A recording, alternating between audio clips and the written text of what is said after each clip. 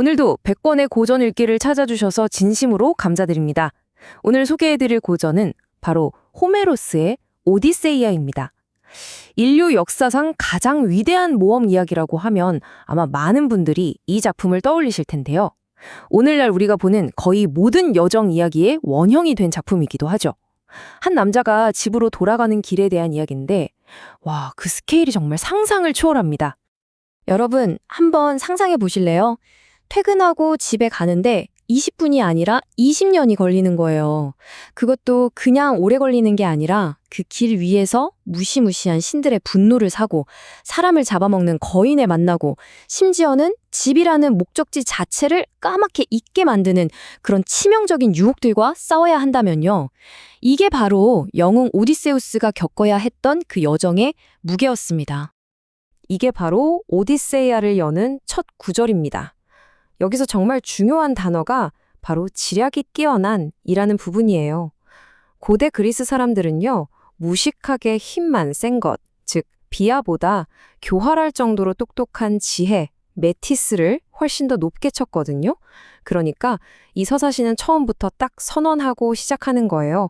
이 이야기는 근육으로 싸우는 영웅이 아니라 머리로 세상을 이기는 한 남자에 대한 이야기라고 말이죠.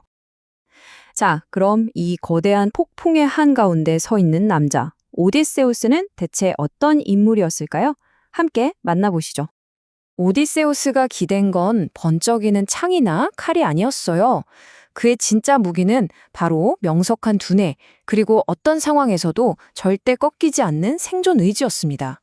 자기보다 압도적으로 힘이 센 적들을 만나면 기지를 발휘해서 속여 넘겼고요. 모든 희망이 다 사라진 것 같은 순간에도 그 강한 정신력 하나로 위기를 뚫고 나갔죠. 그의 캐릭터를 하나씩 뜯어보면 참 재밌어요. 먼저 그는 교활한 전략가죠. 그 지긋지긋했던 10년간의 트로이 전쟁을 끝낸 트로이 목마가 바로 이 사람 머리에서 나온 아이디어입니다. 또 모든 동료를 잃고 혼자 살아남은 강인한 생존자이기도 하고요. 때로는 거지로 변장해서 상황을 역전시키는 변장의 대가이기도 합니다. 하지만 이 모든 모습은요, 결국 단 하나의 목표를 위한 거였어요. 바로 집을 그리워하는 남자로서 가족이 있는 고향으로 돌아가기 위한 수단이었을 뿐이죠. 10년의 트로이 전쟁은 끝났지만 오디세우스에게는 진짜 전쟁이 이제 막 시작된 셈이었습니다. 집으로 돌아가는데 또 다른 10년이 걸렸으니까요. 그리고 그 여정은 그냥 긴 여행이 아니었어요. 이건 그야말로 신화 속 괴물들과 변덕스러운 신들이 판을 짜는 생존을 위한 사투 그 자체였습니다. 오디세우스의 가장 끈질긴 적은 인간이나 괴물이 아니었어요. 놀랍게도 신, 그것도 바다의 신 포세이돈이었죠. 오디세우스가 자기 아들인 외눈박이 거인 키클롭스의 눈을 멀게 하자 이 포세이돈이 단단히 화가 난 거예요. 개인적인 원한을 품고 그가 절대로 고향에 닿지 못하도록 바다 위에서 계속해서 그를 괴롭힙니다. 드넓은 바다 전체가 그의 적이 되어버린 셈이죠. 그가 겪은 시련들을 보면 정말 입이 떡 벌어질 정도예요. 식인거린의 동굴에 갇혔을 때는 자기를 아무도 아님이라고 속여서 위기를 탈출하고요. 또 듣는 사람을 모두 죽음으로 이끈다는 세이렌의 노래를 듣기 위해 스스로를 돛대에 꽁꽁 묶어야만 했죠. 배를 통째로 삼켜버리는 머리 6 달린 괴물 스킬라와 모든 걸 빨아들이는 소용돌이 카리브디스, 그 사이를 아슬아슬하게 항해하는 등 매 순간이 지성과 용기를 시험하는 무대였습니다. 그런데 정말 아이러니한 건 뭔지 아세요? 그 모든 괴물과 신들의 분노를 다 이겨냈는데 정작 오디세우스를 기다린 가장 큰 위협은 저 멀리 바다가 아니라 바로 자신의 집, 자신의 궁전 안에 있었다는 겁니다. 20년 만에 돌아온 고향은 그가 기억하던 그곳이 아니었어요. 존경받는 왕이 다스리던 질서가 있던 그 집은 그의 재산을 마음대로 축내면서 아내 페넬로페에게 결혼을 강요하는 무례하고 탐욕스러운 자들의 소굴로 변해 있었습니다. 108명, 네, 무려 108명입니다.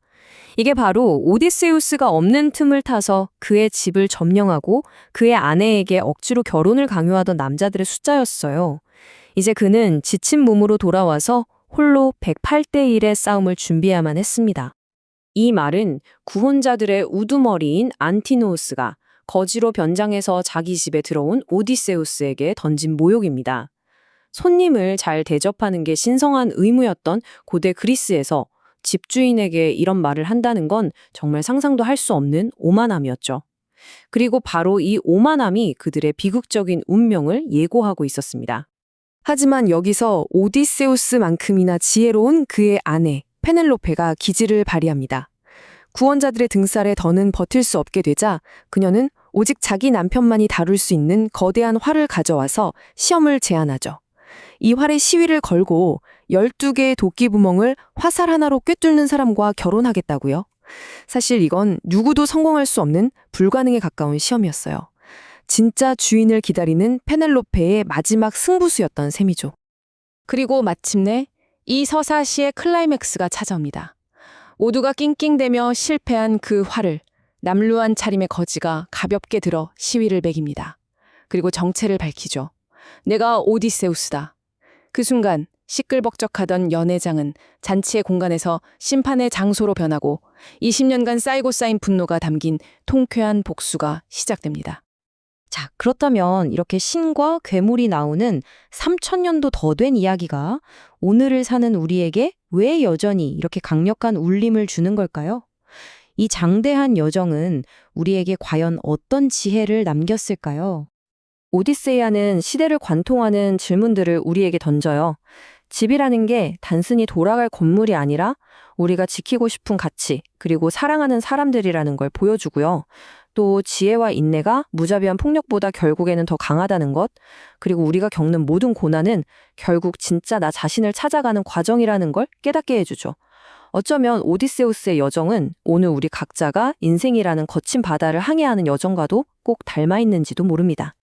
물론 제가 지금까지 해드린 이야기는 이 거대한 서사시의 아주 작은 일부에 불과합니다.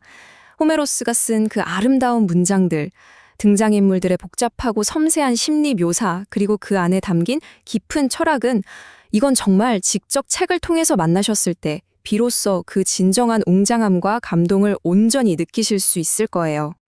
마지막으로 이 질문을 여러분께 남기고 싶어요. 기나긴 여정 끝에 모든 것이 변해버린 세상, 그리고 어쩌면 그 세상보다 더 많이 변해버린 나 자신과 마주했을 때 진정한 의미의 귀향이란 과연 무엇일까요? 오디세이아는 그 답을 우리 스스로 찾게 만드는 위대한 질문의 책입니다. 다음에도 유익한 고전으로 여러분을 찾아뵙겠습니다. 다음에 다시 만나요. 안녕.